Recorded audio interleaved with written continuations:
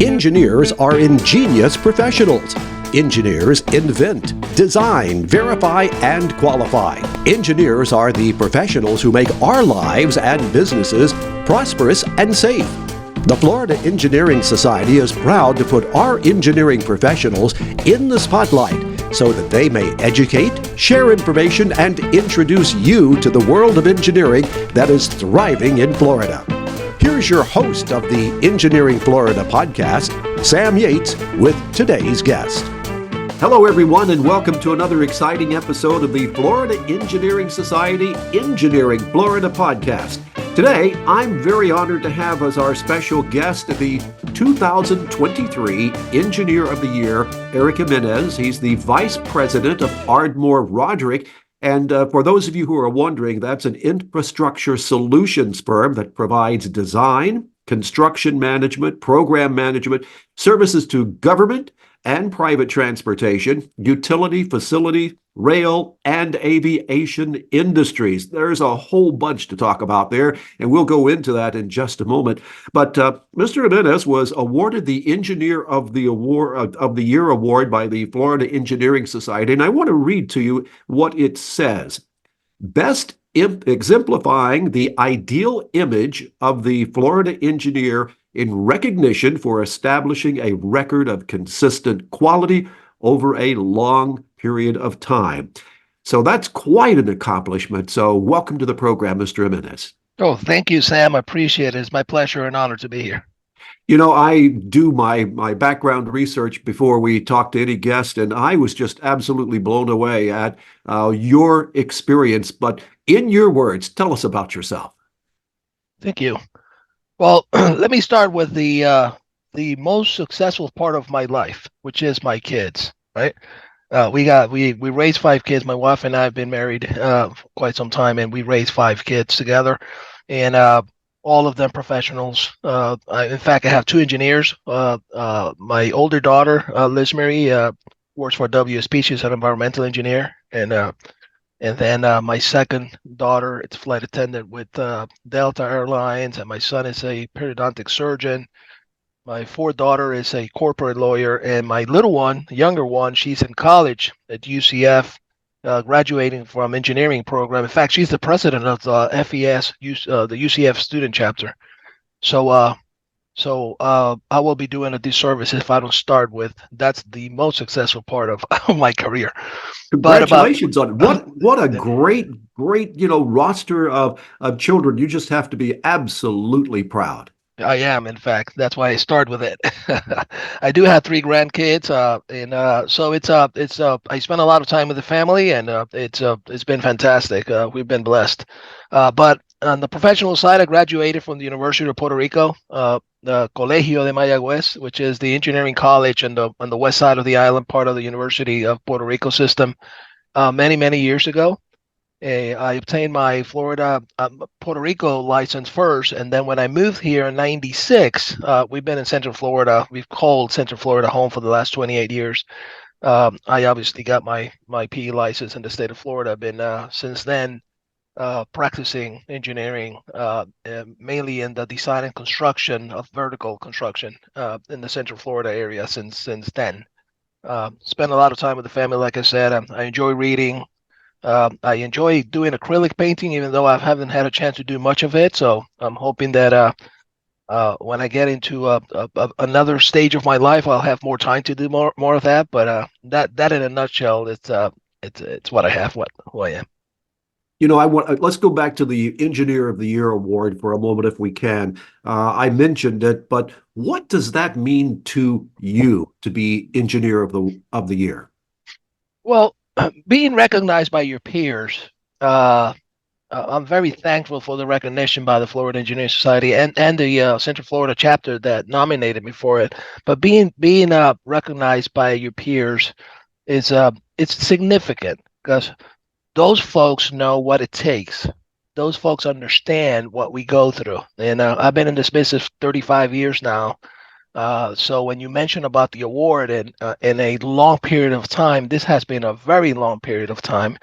And so the fact that my peers have recognize my efforts, I was blown off. Like I was it was an honor to receive the award. It's just a validation of that effort, right? Of 35 years practicing the engineering and getting involved in the communities and doing what I do with the youth. Anytime that I hear someone's professional career as it relates to aviation, aerospace, you've got my attention. That's in my background as a reporter, as a television anchor. Those were my areas of expertise. So when I saw Lockheed Martin Space System, Titusville, Northrop Grumman, and others, I was like, I need to know more. So I want to drill down, if we can, a little bit more on that.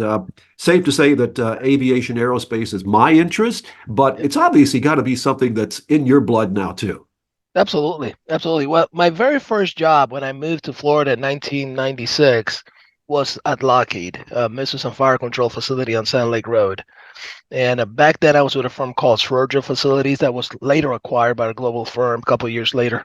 But since then, I've never left. Right, I've been servicing that client since from another firm that I was before, now with Ardmore Roderick for the last 28 years. It's all in the facility world. We support facilities with design and construction services, but it's part of my DNA, right? It's what we do. So it was not a surprise when that other firm that I was a global firm that I was working for in the past was going to do was hired to do the Center of Excellence for Northern Grumman down in Melbourne. So I was selected to be the director and run that $500 million program, multiple buildings. So I've been involved in that industry on that market for since then for many many years. With that particular client, Lockheed, we even though we here in Central Florida, we were supporting facilities and sites throughout the United States, California, Texas, Ohio, New York. We actually supported some programs at in the UK back in the days. So yeah, it's been part of, like I said, a part of the DNA. Have been blessed with a outstanding team of professionals that understand, because it's a different breed. I will say it's a different type of professionals when you go into the facilities world. Uh, so that, and of course, when you add into the aviation, we were in 2018 when we opened our office here, and I'll talk a little bit more about the company later, but uh, we had a contract to support Goa on the South Terminal. So we have an aviation group that another VP runs nationwide. Uh, but because that was in Florida and that was in my backyard, that project was under my responsibilities and my belt. So we were supporting Goa on a staff augmentation basis on the design and not on design, but on the construction of the land side on the airport. So yeah, we've been airport and defense have been around myself and the group that I manage for many, many years. And for our audience, if you are not familiar, GOA is the Greater Orlando Aviation Authority. And, I think that is something, when it comes to DOD and some of the other projects, not everybody gets to see them. But I would venture to say 9 out of 10 people that may be listening to this program right now have been to Orlando, they've been through the airport, and they've seen your work. Yes, absolutely. I mean, that South Terminal, it's a state of the art, right? Everybody's been talking in the industry about the South Terminal. It's a fantastic, phenomenal job. It took decades of planning. It took 4 years of execution, multiple prime contractors. Those contracts were split into land side and the air side, and then there was 3 or 4 different projects. There was the terminal, the air side. There was a central utility plant. There was a parking. There was so it was 4 or 5 different projects all combined. And when you walk through that terminal today, the Orlando experience, which was very important in that design process, uh, it's definitely clearly communicated, right? So I think Goa did a fantastic job putting in place a project that the Central Florida area are very proud, the aviation community is very proud of. Absolutely proud of you for that. I can give a testimonial to it. When I go to that airport, it's like, I'm just passing through, but sometimes I just want to stay there a little bit longer and look Yeah, yeah. around and learn more about it. I want to mention something, and I'm not sure that it's going to happen. But I'm hearing through some of my past aviation grapevines that vertiport is going to be a big thing in Florida, and there may even be an Ohio company looking at the greater Orlando area and even down to the east coast of Florida, the St. Lucie area for their airport to potentially do some testing of their autonomous transports, vertical transports. Anything that you've heard along that line? Yeah, I've heard the same thing you've heard, right? There's a Yep. lot of conversation. In fact, it was in the media recently, maybe a year ago or so. So there's a lot of conversations happening in that respect in the area. Would a vertiport pose a different challenge from an engineering standpoint? Oh, yes, absolutely, right. Yes, absolutely. It's like anything else. Any new technology needs to be evaluated from different angles and different perspectives, right? And including safety and the real impact in society. And not only on the technical side, but on the soft side of those new technologies, it's always a challenge. And I have to say to our audience, if you could see Eric right now as he's talking about that new technology, he's got a glow on his face because that is what really excites a lot of people when you're looking at those new things. Let's switch gears if we can. You mentioned Ardmore Roderick. Tell us about the company. Yeah, absolutely. So, about 17 years ago, Rashad Johnson is the owner of the company. He started his business, the Roderick Group. Roderick is his middle name. The Roderick Group out in Chicago, out of Attic on the south side of Chicago, and started doing just strictly engineering or design services. And then it started growing. And in 2018, I had started a small operation in Central Florida, a business that we joined forces with Ardmore Roderick, and then Rashad bought a company called Ardmore Associates. Ardmore Associates had a contract already in place with Turner to support the South Terminal, so there was a couple of professionals working on that project when we opened our office in 2018 in Central Florida. But the company has been growing exponentially, as you mentioned at the beginning of the recording here, that we are an infrastructure solutions firm. So we provide both design and construction management. In fact, we even do CM at risk or general. I have a general contracting license, so we actually do construction, right? So many firms will do one or the other, right? And as you know, we do the design, we do the PMCM or those management services and construction services. So in Central Florida, we have grown the office. We opened in 2018. We have about 32 people now. We have booked about $70 million worth of work since we opened the office and continue to grow. But as a company, Ardmore Roderick is exponentially growth. It's insane. We got over 300 people now, offices in Texas, in Philadelphia, multiple offices in Chicago, 2 offices in Florida. We just opened for Lauderdale, and we provide services down in Puerto Rico. So it's a growing company. Well, I have to put in a pitch that if your company down in the Fort Lauderdale area would ever like to become a member of the Gold Coast Builders Association, I am on the board of directors there, and I would love to sponsor your membership there. That means we also continue to walk in some of the same circles, not only the aviation, but in the construction arena. One of the projects that caught my eye involved an 8-acre lagoon. It's center stage for a state-of-the-art water and filtration technology that's pretty exciting. Can you talk about that a little bit? Yeah. In fact, that's the Evermore project. Uh, we have been also supporting the management of that project. Very challenging. That Blue Lagoon that you referred to, it's a huge 8-acre man-made lagoon, and the system it's a they call it the Blue Lagoon because it's beautiful blue water, right? And there's a proprietary technology that they use to keep that water like that. But it's beautiful. It has a Conrad Hotel in one side. They have multiple amenities, including villas and houses, and they have a restaurant on the other side.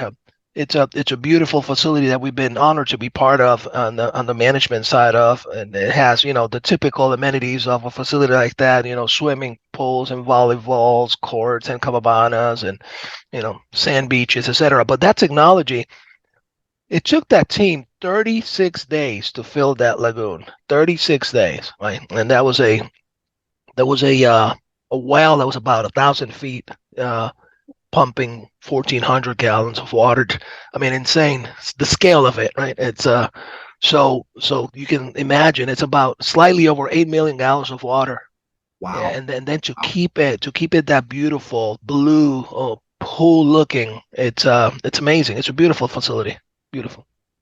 I mentioned earlier that you are chair of construction, but really at a state and national level, when it comes to the Engineering Society, Florida Engineering Society, you're involved, not just hands-on, but you're involved from top to bottom.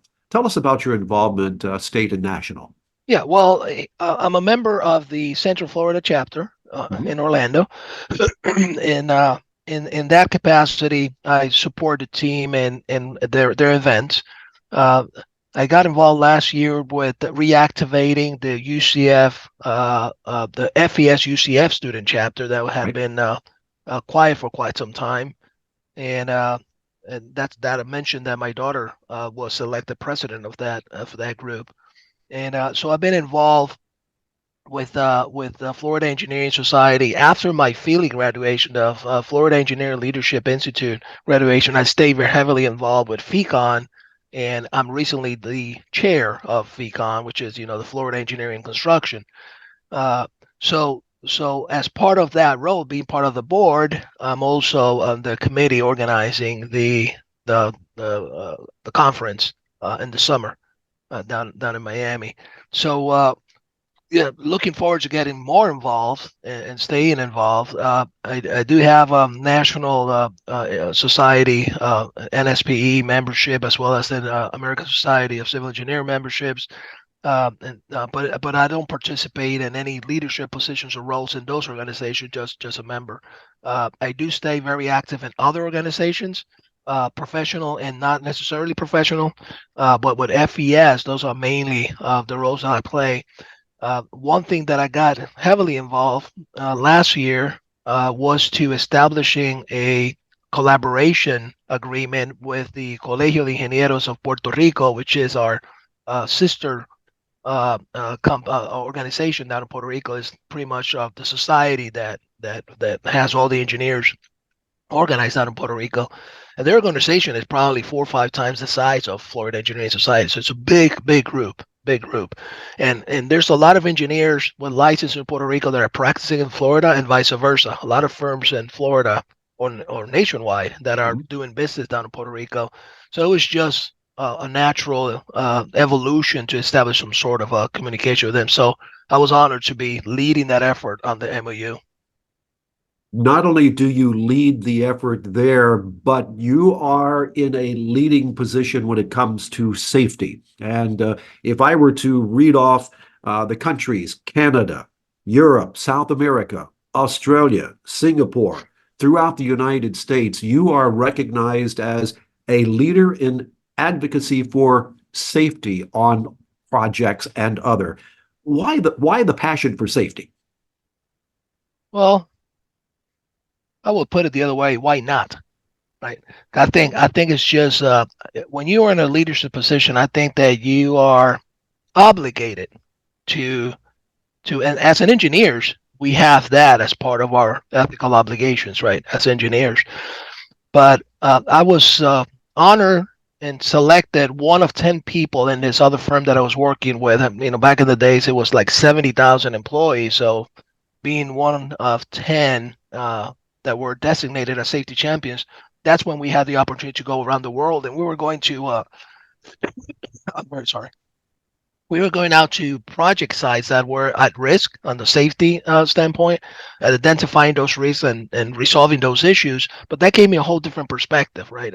I come from a family that was very safety conscious. My dad is a Korean vet. And I remember as a kid, we will go to hotels, and my dad will ask us to sleep in our shorts because hey, if there's a fire in the middle of the night, I don't want my family in the parking lot in underwear, right? So, and he was very conscious of we get in the plane, you count your seats, those kind of things, right?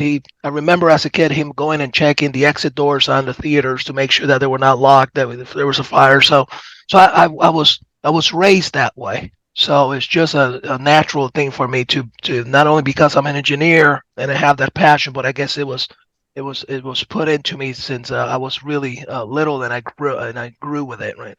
But I think we all have that obligation. I think nobody should be hurt.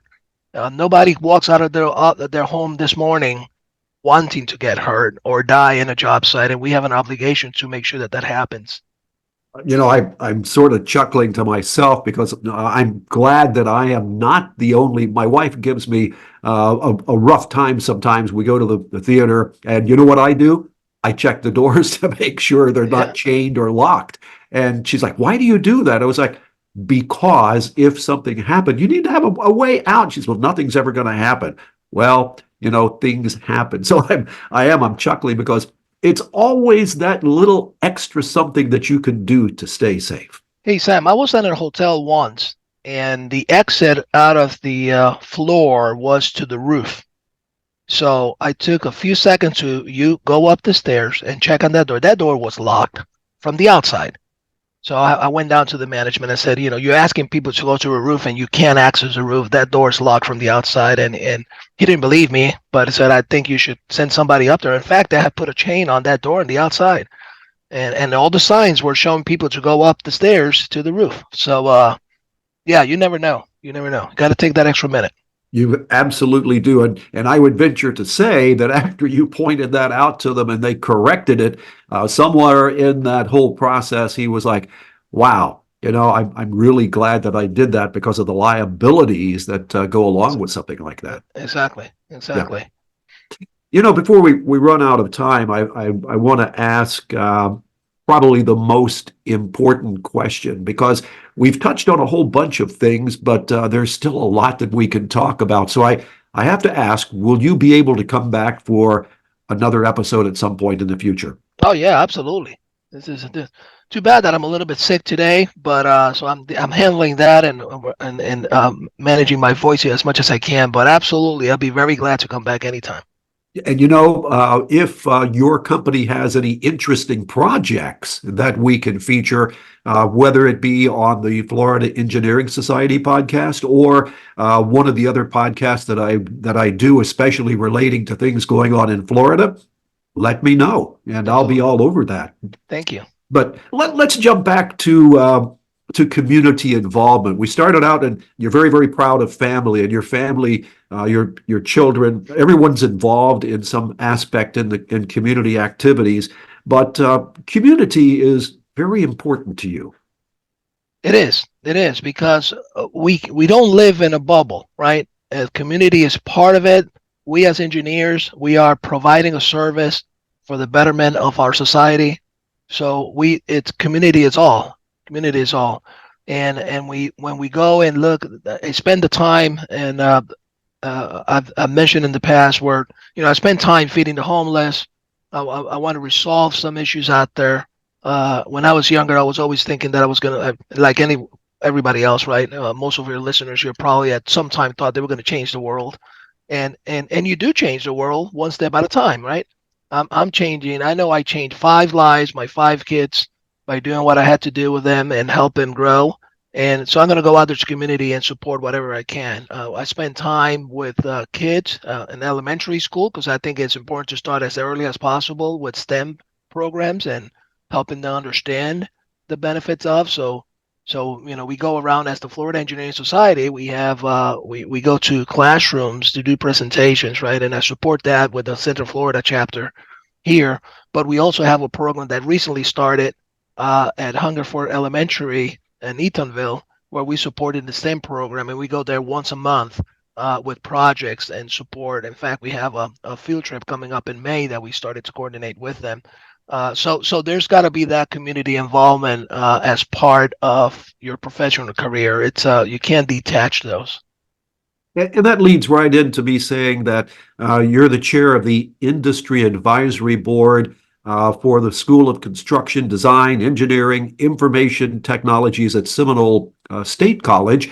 When you look at that bigger picture of students, engineering students today, how important is it, and I know the answer, but I'm just wanting to more detail, how important is it to get students involved in engineering? And right now, what is your assessment of the level of the students going into our engineering programs? Well, it's encouraging when you go to the program that we are supporting with the Industry Advisory Board at Seminole State College has been in place for many years.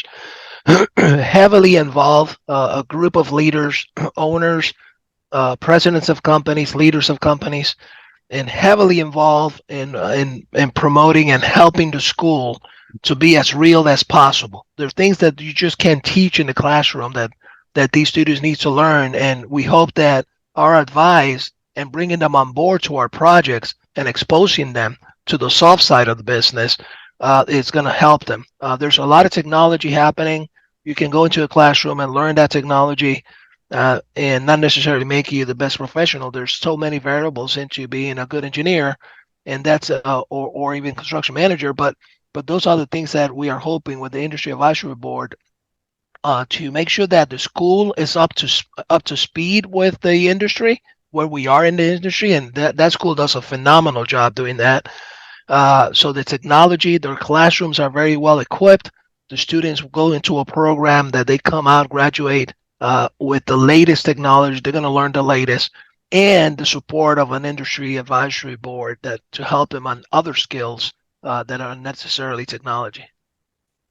Eric, one of the questions I try to, when appropriate, ask all of the guests on the Florida Engineering Society podcast here is artificial intelligence. Is it a plus or a negative from your perspective for our students and our industry? That's a tough one, right? Even the experts are still debating, is it good or not? So I don't know that I'm in a position to say good or bad. I think there's a lot to learn from it. Like any new technology, as soon as it goes out, there's people with different interests promoting one message or the other. So we got to be careful, right? We got to put in place the safe protocols to make sure that it's used correctly. And there's always going to be somebody out there trying to use it incorrectly, right? Yeah. So, but the challenge is defining what good or bad is within from what perspective, right? There's an ethical challenge that obviously comes with AI, and those conversations are happening, as we know, at all levels, right? So I don't know that I'm in a position to say good or bad because it's a very complicated answer, but it's definitely going to be very helpful. It's going to be beneficial as long as it's used correctly. It's certainly helping and will be very helpful from the production standpoint, productivity, anything that you are repeating today that can be captured by AI that can relieve the employees from focusing their attention on something else. It's definitely a benefit for the firm, right? Absolutely. I think that's a great answer. And you might not have thought so, but I have to tell you that was a great answer because it is an emerging technology. So we've covered a lot today. Is there anything that I have not touched upon that you would like to add to our program? No, nothing. I think we have talked, like you said, we have touched a lot. I will take maybe, since I got my 5 minutes here, of fame and attention to encourage other engineers to get involved with the Florida Engineering Society and the local chapters or the practice sectors. I have learned in 35 years that the more you give, the more you get, right? It's a very simple principle. So if anything else, and you don't have to go in with mentality that you're doing it to get anything from it, but it's certainly a great organization to support. So I'll just take the few minutes that you gave me to encourage others and your listeners to get more involved. I tell you what, every time I'm doing anything involving professionals in the construction or engineering arena, I push them to get involved as well. So I have found that we have, in fact, shared a lot of things that make us almost one today. What would it be if we were to, once in a while on this program, get multiple guests, multiple engineers, and have more of a round-robin discussion on a single topic or multiple topics? You think that would work for us? I think it will. Absolutely. None of us, like I said before, live in a bubble. So understanding how all different practices of engineering interact with each other, and how we are part of a bigger picture, not only in the design and construction arena, but also as a community, as members of society. I think it definitely is going to help. So having different perspectives. I'm a strong proponent and continue to push hard on the soft side of the business. When you go to engineering school, they don't teach us HR stuff, right? They don't teach us soft skills. You either have those things or you have to train yourself to get to that point. So understanding the soft side of the business, communication skills, and dealing with the diversity, different opinions, creativity of people, et cetera, et cetera. These are all things that are part of our engineering business, but we may not talk too much about. We spend a lot of time in the technical side, which is important. We have to. So if you have a panel discussion and you have those kind of professionals bringing that perspective, that angle into the conversation, I think it will make it very interesting and fascinating for the listeners. Well, I'm going to give you credit because in our conversation today, that thought came to me, and it's the first time I've expressed it. So guarantee I'm going to run that up the flagpole and see what kind of response I get. But I think it would be wonderful. So I wanted to thank you for inspiring that thought with me today. And I do want to thank you very much for being here on the program. Ladies and gentlemen, Eric Jimenez is the Engineer of the Year 2023, a family man whose first thing that he talked about was family, and to me, that reaches into my heart. So I want to thank you very much for being my guest today. Oh, thank you very much for the opportunity. I was honored to be here, and appreciate the invitation, and I'll be available anytime you need. So thank you very much, Sam. I'll reach out and I'm going to touch base.